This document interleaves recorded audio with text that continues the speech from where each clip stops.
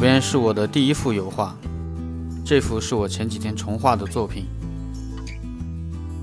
画这幅画也是为了感受一下这些年的学习和探索带来的变化。阿普是一名从小学画画的美术生，因为高考的成绩不太理想，没有选择纯艺路线。后来毕业之后，有几年的时间几乎放弃了自己的专业。直到有一天，我又重新拿起画笔，开始了新的求学之路。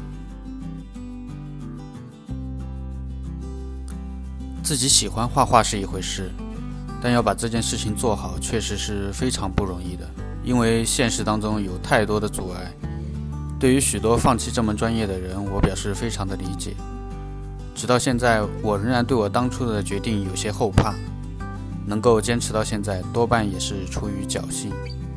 你可能经常会听到人说，画画是没有出路的，画得好的人太多了。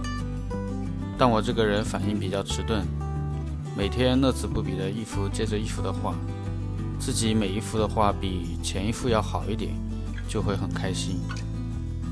在这里，我想跟在学校里面学习的同学说一句，也许你以后不能以此为职业，但是能够心无旁骛画画的日子，的确是很难得，请好好的珍惜这一段时间。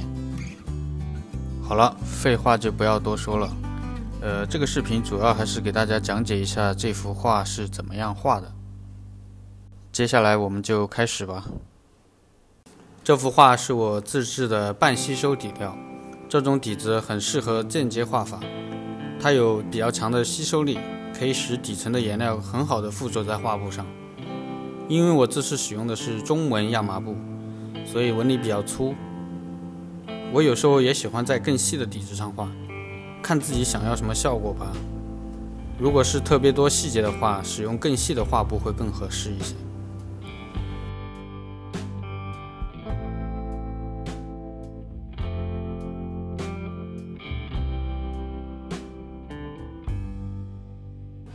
等到干燥之后再开始第二步。这里因为我使用的是铅白，干燥速度比较快。如果大家使用新白或者钛白，干燥时间会慢一些，一定要等到这一层完全干燥，通常需要3到7天吧。我的画法呢是在皮肤的底层罩染一层绿色，这里用的是土绿，这种绿色的覆盖力很弱，可以稍微加一点铅白或者新钛白。对比自己画过的一些作品暗部的绿色可以让完成之后的皮肤显得更通透，画出的肤色更真实。这种方法其实很多欧洲画家都有用到过，比如维米尔。可以看到这些画的暗部都是有一些绿色的感觉。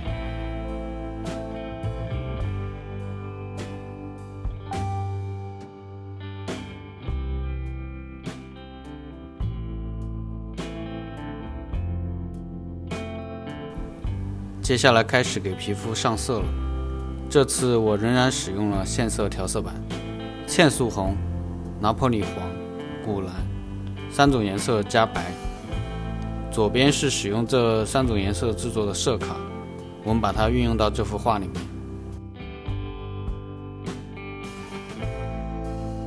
这个作为肤色还是很漂亮的，这一步尽量把人物的肤色画出来。使用具有一定透明度的铅白或者新钛白，可以在画肤色的时候渗透出一些底色，这样也可以让底色充分的发挥作用。注意不要把颜色涂得太死了。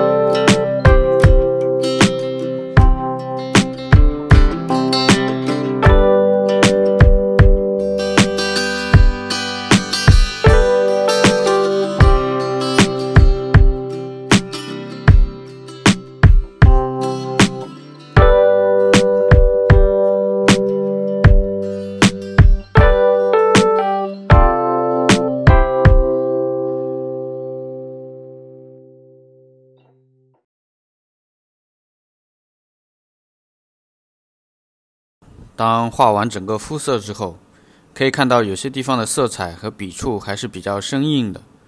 为了使色彩变得更柔和一些，我开始给它润色，其实就是给整个脸部罩染一层薄薄的色彩。这一层我喜欢用镜油或者日晒稠油作为媒介，因为它们的特点都是可以弱化笔触，而且这两种媒介都属于很肥的媒介，符合油画肥盖瘦的规律。如果你觉得粘稠度太高不好用的话，可以在其中加入一些松节油或者稀释剂。我以前在这个步骤用到过威尼斯松脂，但后来有材料专家建议我使用比较常规的材料会比较靠谱。威尼斯松脂使用不当会严重变黄，真的是有惨痛的教训啊！但我想说，松脂的气味真的很好闻。我们在润色的过程中，仍然可以继续调整皮肤的亮度啊、色调这些。这一步主要是做小的调整，让整个画面看起来更舒服。这些就是我画这幅作品的主要步骤，这也是我自己比较常用的方法，其实也是融合了一些这些年学习的内容，还有观察其他大神的操作，最后自己一次次实践得出来的。